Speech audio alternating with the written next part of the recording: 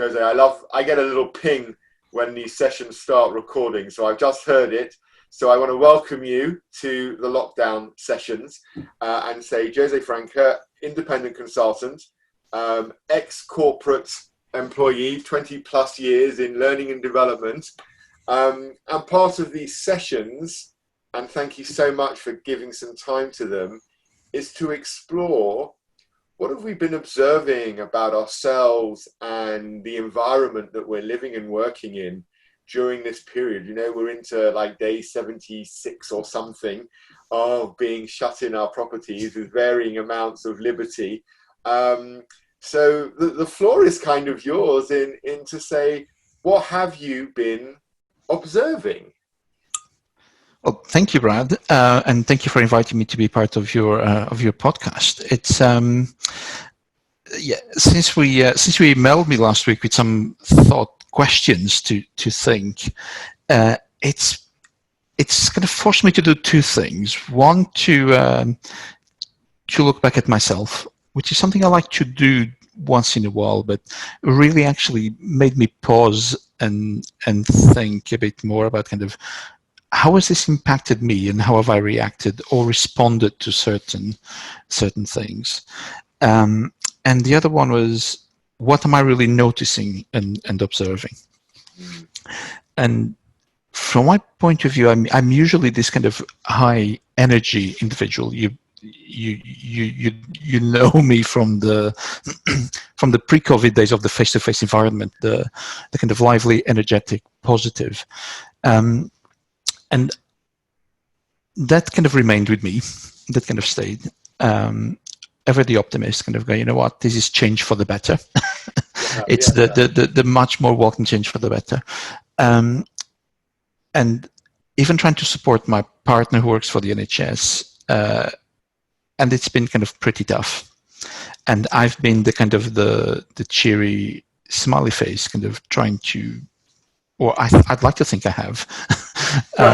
And I think I have, because the team the trust sent an email to the partners of the workers saying, thank you for being there and cheering our colleagues and all of that, which is lovely and touching. So there is a kind of human touch of the NHS values coming through, which was lovely to see. So there's been times when I've been down. And for me, there was recognizing when I was down and having a really, I'm not with it day. I'm not quite feeling it today, and it's okay, because I can't always be kind of the cheery. The other thing I've noticed about myself is I'm living in the moment a lot more now. Go on. In terms of kind of day by day, there's so much conflicting information going on. There's so much noise in terms of the media and the press about what's happening in the world right now, that it would be very easy to jump to conclusions and say, right, I'm going to do X or Y, or I'm not going to do, for example, traveling, for example, everyone wants to go on holiday. Is it really wise to go on holiday? Should we, we've just given the environment a chance to breathe and recover. Is it wise to jump on a plane so soon? So it's making you ask those questions. So I'm kind of going, no, I'm going to live in the moment and see where this goes. At the same time, think about what could I do differently moving forward. So it's been quite a period of reflection. And there's certain things that I wouldn't want to go back and doing again. And there's things I'm kind of going, so do I need 3 or 4 holidays a year? Is it a wise thing to do for environment, for society? Could you do something else? So it's made me reflect and ask questions about myself. So, and this is me kind of working for myself, being at home, having all this time previously, which also led me to wonder, a lot of other people out there thinking exactly the same. Well, not thinking exactly the same as me, but having the time to think and reflect. How will this impact in the way that we operate as a society? especially given the whole Black Lives Matter movement going on just now. Um, strict lockdowns, potential regional lockdowns or localized lockdowns.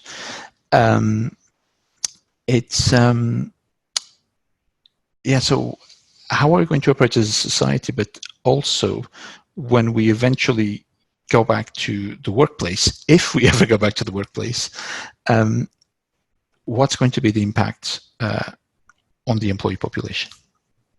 And when you say that last bit there, the impact on the employee population, I know from my own interactions with customers and clients, a lot of them are saying, we've realized we can work virtually.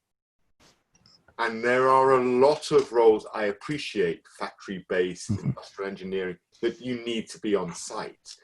But there's also a lot of roles where, as long as you have a computer at home, you can do your job. And I wonder, how will leadership shift to compensate for this ability of employees to make their own choices with regards what this new normal will look like? Yes, and that's a really interesting point, Brad. I was having a few conversations with ex-colleagues and friends, a lot of whom work in HR, and over the years have been fighting the whole policy on working from home and wearing jeans, and and there was one of them who wrote a blog and say, "Wow, I've been fighting this fight for 15 years." And to the point where I had to jump on a plane, go to the US and convince the CEO that it was okay for people to wear jeans in the office. Right. And now, overnight, this all changed. Yeah. And I think and talking to another friend, again, in HR, who's saying, I was having huge issues with the leader in a particular country who says, no one's going to work from home. We need to be in the office. We need to, it's what we do. To overnight having to work from home, and the leader having this kind of realization that kind of going, actually, this is fine. We don't need to be in in a physical place to be able to work. To one of my former organizations, who was a bit kind of blasé about it, and now realizing we can actually save quite a lot of money. We might not need the whole physical office as we do, or not to that extent, but you know what? The business, a multi-million pound business, is still running. Yeah. We're still working. The work is getting done. So to your point earlier, what does this mean for leadership is, I think a lot of leaders have had perhaps a bit more time to think, but they've also, perhaps for the first time, experienced what their employee population has to go through. Yeah. They have had to work from home. They have had to become parents, teachers, bosses, leaders. They have pet walkers. They've had to become everything in the space of those 24 hours.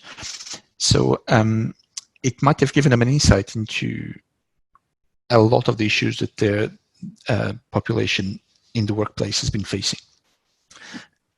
Do you feel that kind of empathy experience can be sustained moving forward, or is there a fear? I know I have one, which is why maybe I posed the question, that people will kind of snap back into old habits, and before long we'll forget this reflective period, and it will be lack of trust. What are you doing? Everyone needs to be in the office. Yeah, ever the optimist, I'd like to say, yes, it will. That human leader will come back and is going to change the organization completely to become more humanistic, more purpose-driven. And there is a lot of discussion going on around kind of purpose-driven organizations. Yes, there is a commercial element there. I get that.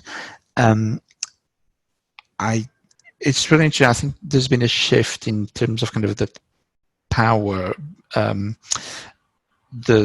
power of the employee was could be activist, could decide, what, as an organization, you're not living up to your values. Same as Google employees and Amazon employees have done in staging those walkouts. To leaders becoming kind of, what, don't come in, it's not safe, it's okay, we'll look after you. And we'll look at ways to improve the workplace when you come back. I've already seen examples of some of the trust slightly eroding with some big names out there. For example, the Elon Musk of this world, Dyson's, and a few others kind of going, yeah, that's fine, stay at home, work from home. We've got all the technology available, but now we need to start making money. So yeah, you need to come back to the workplace. And I get it that some of more of the manufacturing type roles, you need to be in the workplace. It's obvious. But I think my fear is that a lot of leadership will go back to the old ways. Despite my optimism, I think a lot of them will go back to the old ways. I also think that a lot of leaders will come back and will start asking different questions or start challenging their own leadership teams to think differently. Almost kind of ripping up the rule book and starting again. Because as we're seeing with what's happening in the world right now, leaders need to start showing a bit more leadership, not just in the way they run their organizations, but in the purpose of their organization.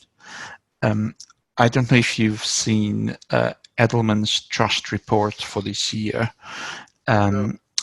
Whereas last year, the focus last year was on trust in organizations, right, and leadership. And I think for the first time in a long time, the level of trust in CEOs was higher than in government and NGOs. And NGOs had been up for quite some time. This year's, at least the UK snapshot this year, is that trust in government has shot up. And I understand government trying to get the grip on lockdown. And as of spring, the spring research findings were that trust in CEOs had slightly declined because a lot of CEOs and leaders hadn't taken as much charge on issues such as COVID. They relied too much on government saying, here's what's going to happen.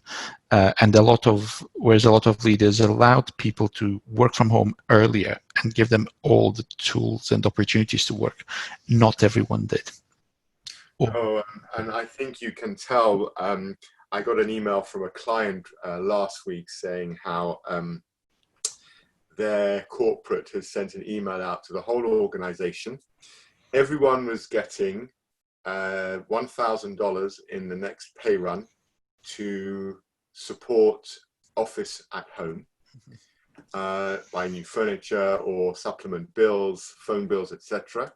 And they were all being given 2 extra days paid time off, PTO, as a reflection on the stress caused by suddenly having to be at home. And I read this and I thought, wow, now that looks like leadership to me.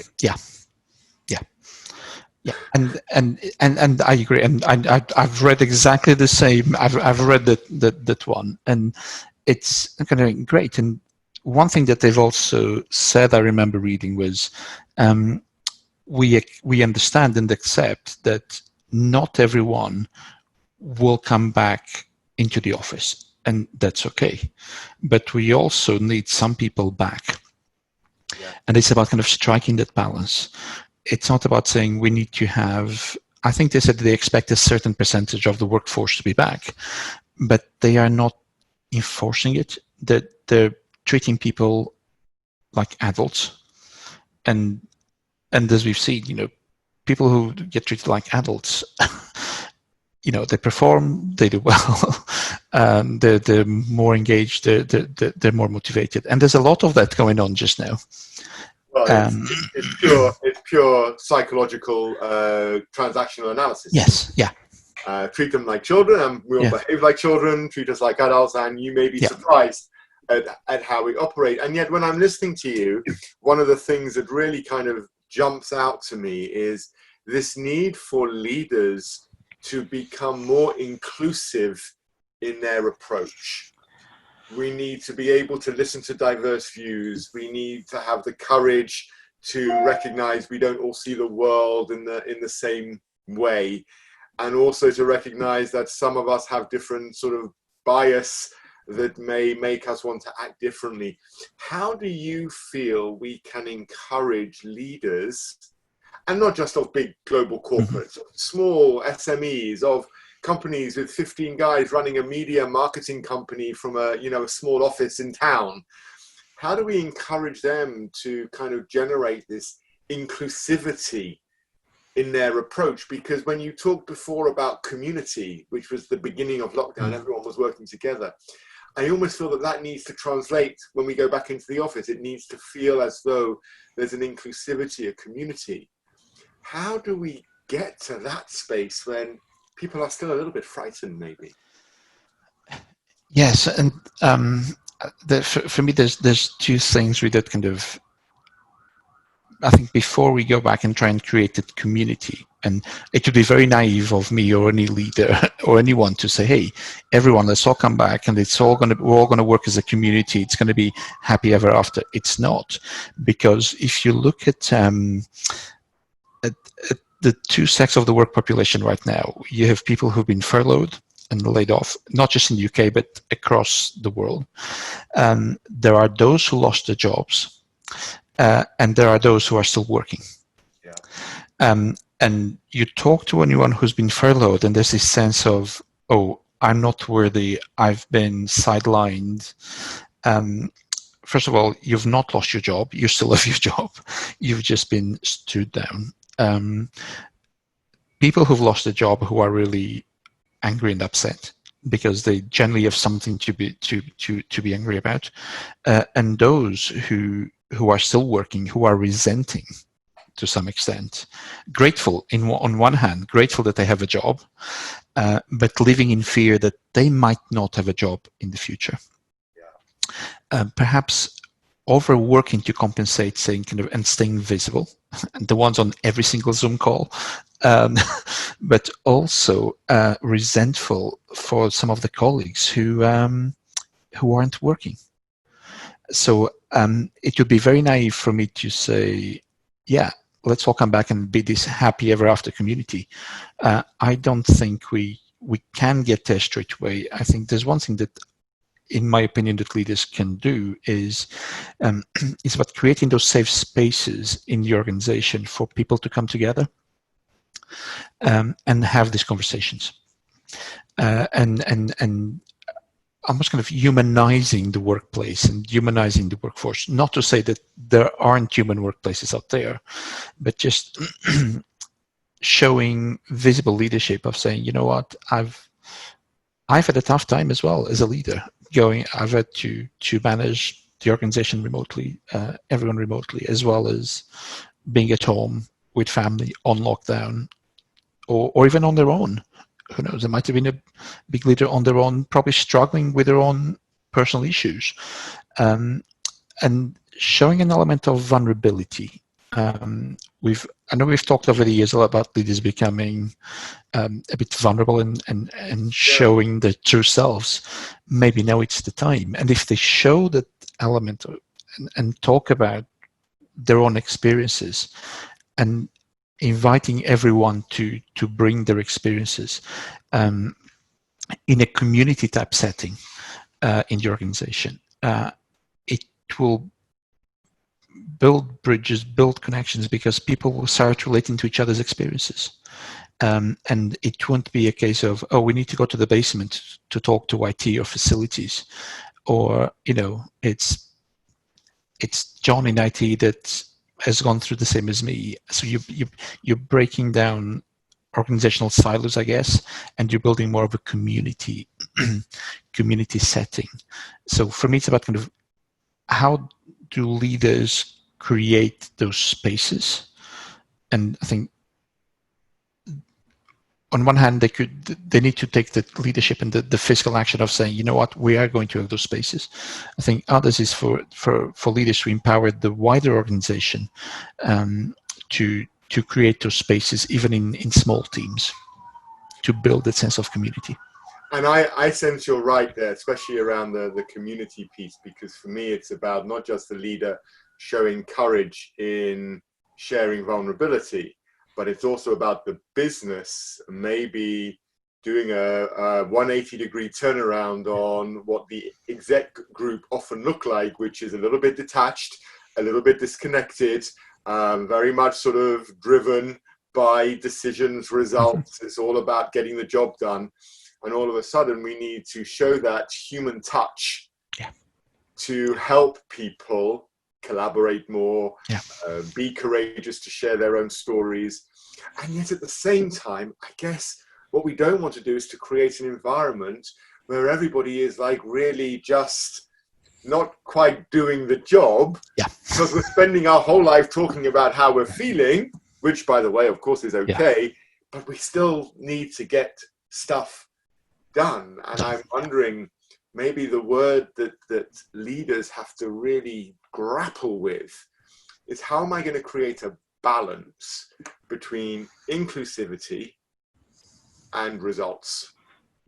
And it almost seems like a set of scales to me, which is moving up and down. On one side, it talks about the relationships with people, and on the other side of the scales, it says results. And we're not all the same. So some of us are going to look like that, some of us are going to look like that. And how do we find that balance? Yes, and I remember reading a report by PwC, a research piece a few years back. God, this was back in 2009, 10, around. So they surveyed a lot of the FTSE 250 CEOs and asked them, what are the things keeping you awake at night? And, you know, going back 10 years, there was a lot of things in their mind. And so you can imagine now what's even there. And, you know, it's COVID, it's keeping the organization going, it's keeping people employed, all of that. So I think it's always been that striking of balance, the scales, and now even more so. And again, maybe I'm being too naive, but in my 20 years of corporate experience, I've seen, what I've observed was the fact that if people don't create space up front for those conversations to happen, they will bubble up. They will resurface. They'll be taken offline to the water cooler space, to the print area, to the pub, to the restaurant, to the cafe. So you're almost like swiping under the carpet, but it will bubble up. If you allow the space initially for those conversations to happen, and frame it, and say, hey, let's have these conversations. And if you want to have the conversations moving forward, it's fine. Find time and space to have those. Don't kill them off, because I think people will still have those conversations moving forward. But if people feel heard and genuinely heard and valued by their leaders, they will feel like contributing more and being more engaged and committed. So there's that kind of the emotional commitment to the job.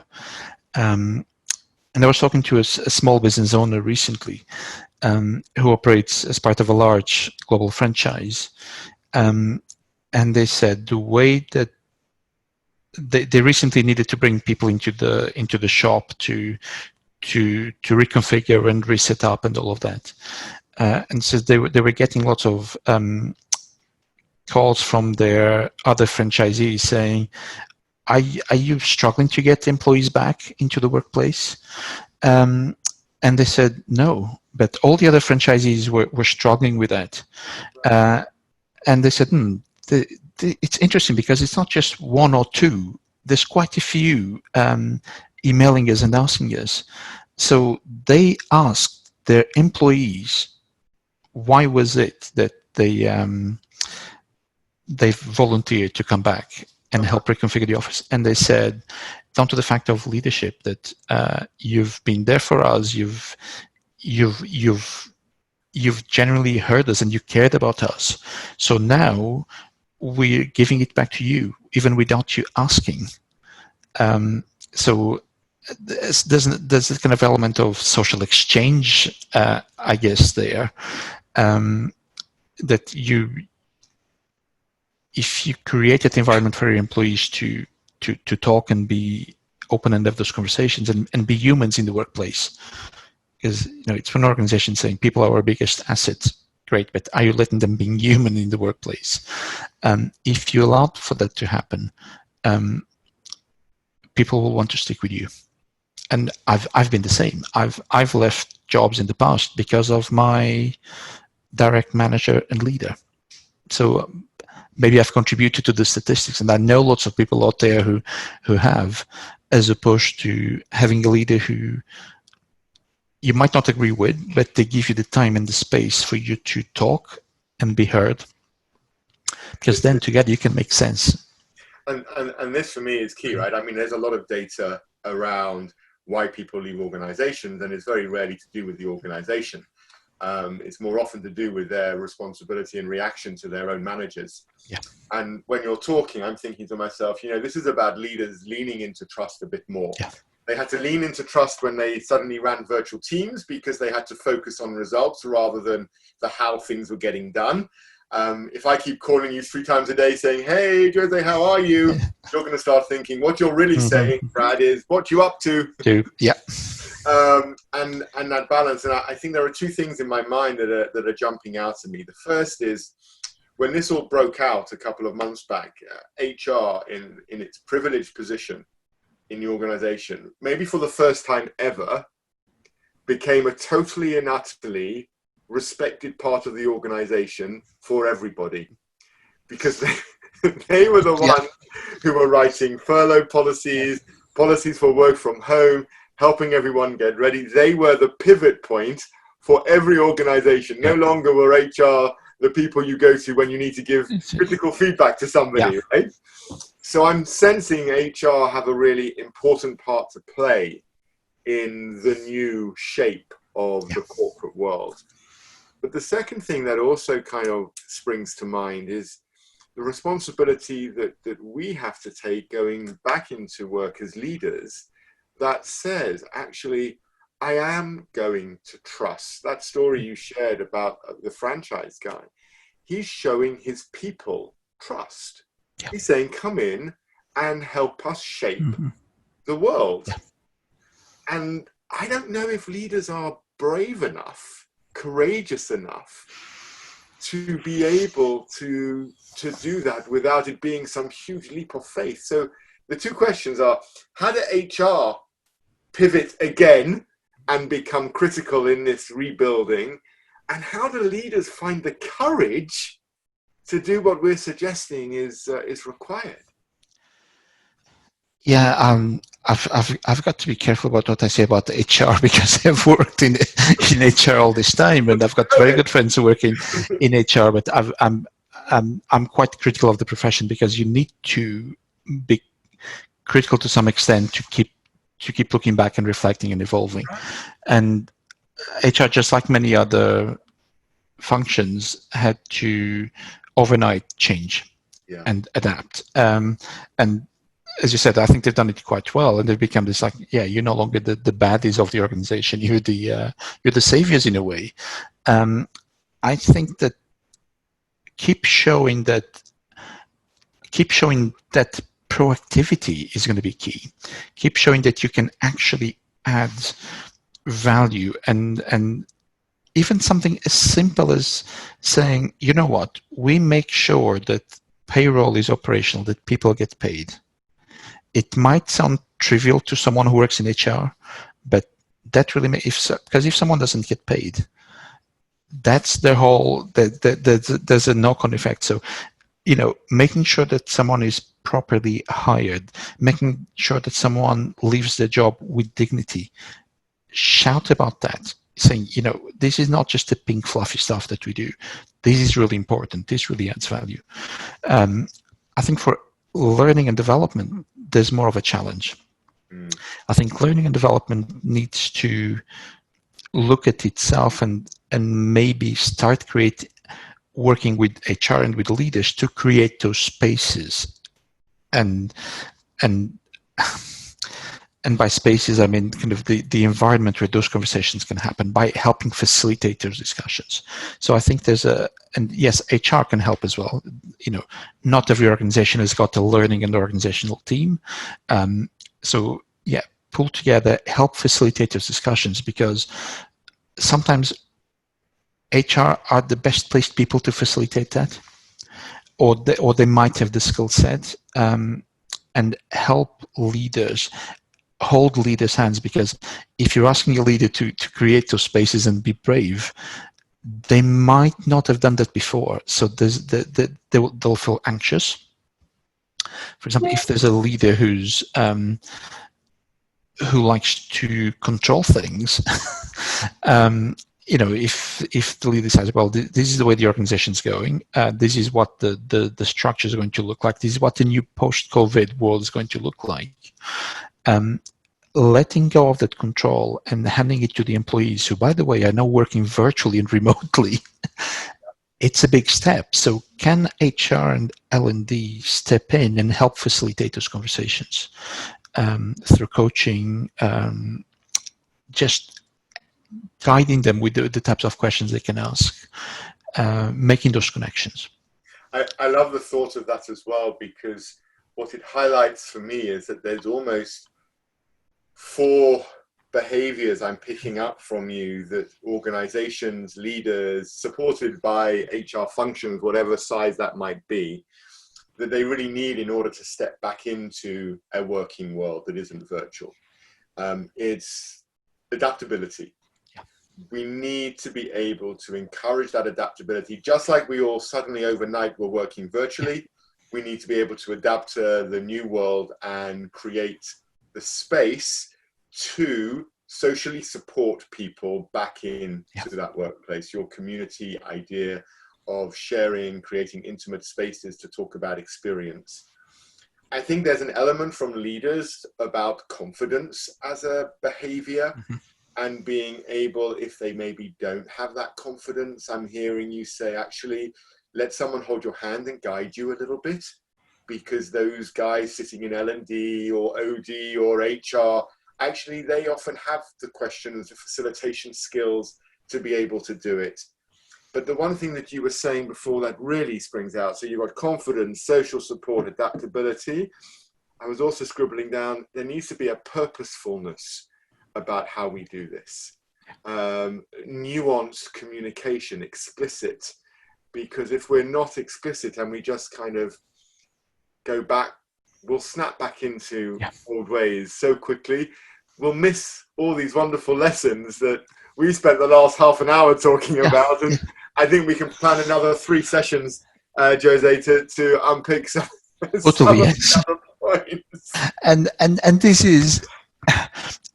And these are our reflections on 12 weeks? Yeah. So I think at the moment, for me, there's still reflections, there's still observations. I think the real lessons learned, I don't think we can really learn lessons until we're back into another space, until people go back, if they go back, or I think until some of those conversations happen, the conversations we've been talking about take place, it would be very easy to take lessons learned, because we don't know yet. It's too early. You're right. I think right now what they are is their implicit and explicit observations. With suggestions of what it could be. Yeah. So when we talk again in a few months' time, it might all change. Right. And then we start to see what lessons were learned and what it looks like. As a final kind of point to you, to give you the floor, if you could summarize your own feeling about your learning, what would be your kind of end point for our episode today? It's yeah, that's the big question that kind of going back to all my reflections and all my learning is continue to push and challenge for more human organizations. It's something that it's personal to me. As you know, I'm passionate about development, and for me, it's about creating that space where people can be themselves. Yeah. So continue to push for more human organizations, and in whatever way, shape, or form that is. One thing I've taken away from an event I was at over the past couple of weeks was there was a session around love by someone that I've had the privilege of working with during my MSc, Helena Clayton. She writes a lot about love. And she asked some really interesting questions, for us as OD, HR, and L&D professionals. If we come at issues from a place of love, what possibilities could there be? So for me, there's this element of reframing your thinking, kind of going, okay, so if I was to come at this from a place of love, how would this impact the way that I look at the problem and that others respond to that? And I know, as we talked earlier, that getting leaders to become more vulnerable and saying, actually, I need help. So talking to leaders about love might be pushing it, perhaps. So be gentle how you navigate those conversations. But for me, it's about kind of pushing human organizations to become more human, where people can be themselves. Come from a place of love. Know my limitations as well, and know my strengths as well, knowing that my positivity and passion in current times can be overwhelming for people, that people sometimes just need space to talk and process, and that's fine. And the final one, which relates very much to what's happening in the world right now with Black Lives Matter and this kind of upheaval in society, which I think it's positive and much needed, is about to standing up for things you're passionate about. Yeah, so speak up, be brave. Yeah, and the way I like to call it is kind of wake up, stand up, and speak up. And there will be times when you don't know what to do. There'll be times when you kind of go, not sure it's the right thing to do or say. But whenever you get a chance to stand up and speak up, do. I like that. I like that. Become a little activist, but you don't need to go out on a march, or there's ways to show your activism, but don't just sit quietly. Yeah, I think your phrase, the human organization, will be our episode headline for this session, because I think for me it lands so loudly for me. We need to look at how to unpick what we have and become more human in our organizations. Jose, that was such a lovely chat. I love that. I think we'll need to come back again in a few weeks' time and have a little reflection on what's happened since we spoke today, if you're up for that. It might all have changed. Brilliant. Thank you so much. That was Thank you, Brad. Okay, thank you. Stop recording.